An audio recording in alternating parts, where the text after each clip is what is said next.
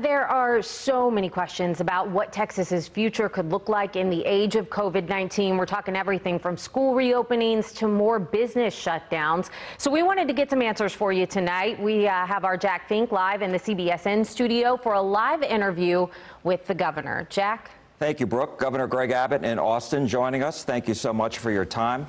Governor, because of the rise in COVID-19 cases in Dallas and Fort Worth, superintendents here have written to you about giving school districts more flexibility in starting online instead of in-person instruction, and then guaranteeing that funding for the districts that do start online. Do you support that?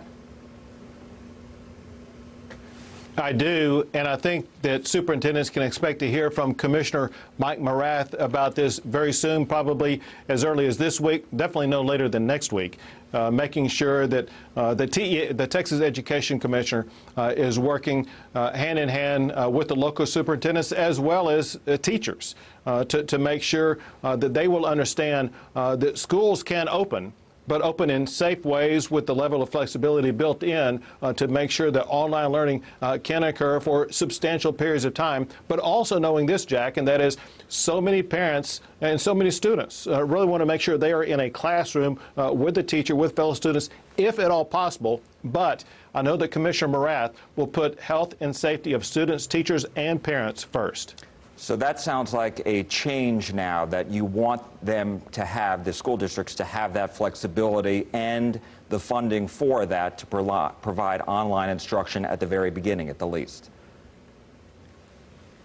I can't tell you that it's necessarily a change. What I can tell you is that it's going to be the result, and that is we want to make sure several things. One is, especially as we open up the school year with all of the uncertainties about what the status of COVID-19 is going to be, schools across the state need flexibility. What may be happening in Dallas could be completely different from what's happening in Dalhart. And so that we have to have flexibility, for example, in Dallas.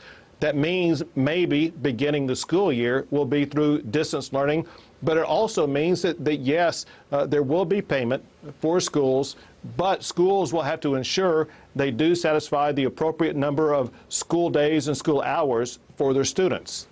Governor, I wanted to ask, if a student, teacher, or other school employee gets COVID-19 while schools are back open, what will the protocol be?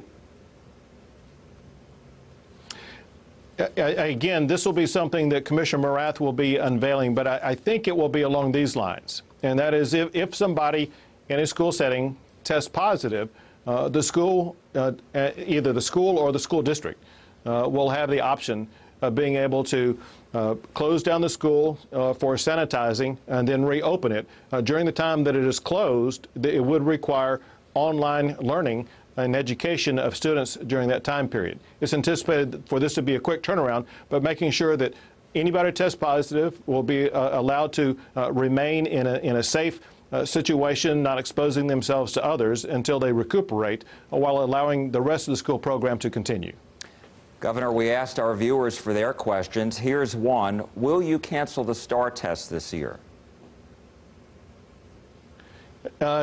We will not start canceling things before the school year even begins, Jack. We need to allow the school year to begin first, see how it progresses, see how the COVID-19 situation progresses. And the goal is this, and it should be this for every parent. I'm a parent of a child who just finally finished college, and I know that every time she was in school, I wanted to monitor how well she was doing.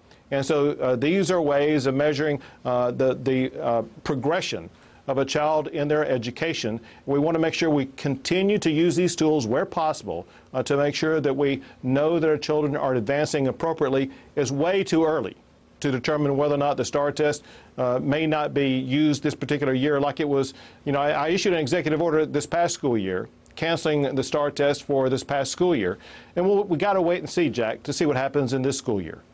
Another question viewers have, and I have this one too actually, HHS Secretary Alex Azar told me last week that millions of dollars have been allocated for schools, but they haven't really been requested either by the states or the schools as far as PPE or hand sanitizer or whatever they need. Do you know what the holdup may be? Well, great question. I'm going to have to bifurcate the answer. As far as the state is concerned, the state is using CARES Act funding for PPE, some of which will be going to schools, as well as some other things for schools. But we have not seen the types of demands from schools for CARES Act funding that we thought we would see. Very importantly, this can be a public service announcement to all schools out there. There is CARES Act funding available for schools, for education in the state of Texas, but it has to be applied for. I wanted to ask you one last question on education, and that was, and you talked a little bit about it before, for those who are not in school and who are poor and do not have access to the internet, what guarantees are there that the state is going to make sure that these school districts are educating these children, especially kindergartners, first graders, second graders, who need to be in school? So that's one thing that the Texas Education Commissioner is working on, to make sure that the technology and tools are there and will be available for all students at every grade level. However, you mentioned something extremely important, and that is one thing for a high school student to be learning online. It's one thing for a middle school student to have interaction online with a teacher. It's far more complex to be effective at doing that with a first grader or a second grader. And that's exactly why it's so very important to have an in-classroom setting. Know this also, and this is going to be a fact that a lot of teachers and educators and superintendents will need to get comfortable with, and that is, what I hear medically is that the younger a student is, the less likely it is that they could either have or be a carrier of COVID-19. I'm not a doctor, so don't take my advice for it, but I suggest that school leaders consult doctors to determine the safety level of having the early grade level students in classrooms where it could be far safer in a far better setting for young students.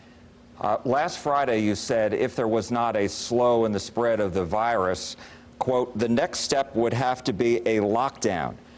There were nearly 11,000 new cases from yesterday. Are you really ready to shut the state down?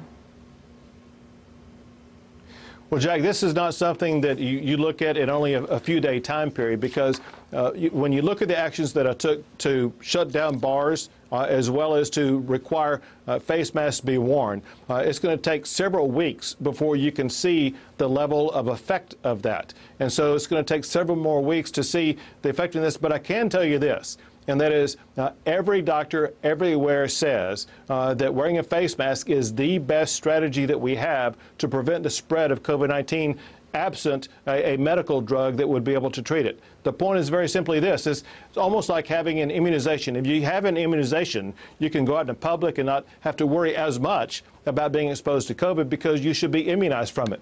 If you go into the public with a face mask or face guard on, you're pretty much immunized from someone giving you COVID. Because COVID is spreading so rapidly, we need everyone who goes out in the public to continue to wear a face mask or face guard. Last point about this, Jack, and that is to your audience, and that is, if people do not adopt the practice of wearing a face mask, and if as a result of that, COVID continues to spread rapidly the way that it is right now, that could eventually lead to having to shut Texas back down. That is the last thing any of us want. So let's all adopt that best practice of wearing a face mask. Governor Abbott, thank you so much for your time today. Really appreciate it. Stay healthy. Thank you, and be safe. Brooke, back to you.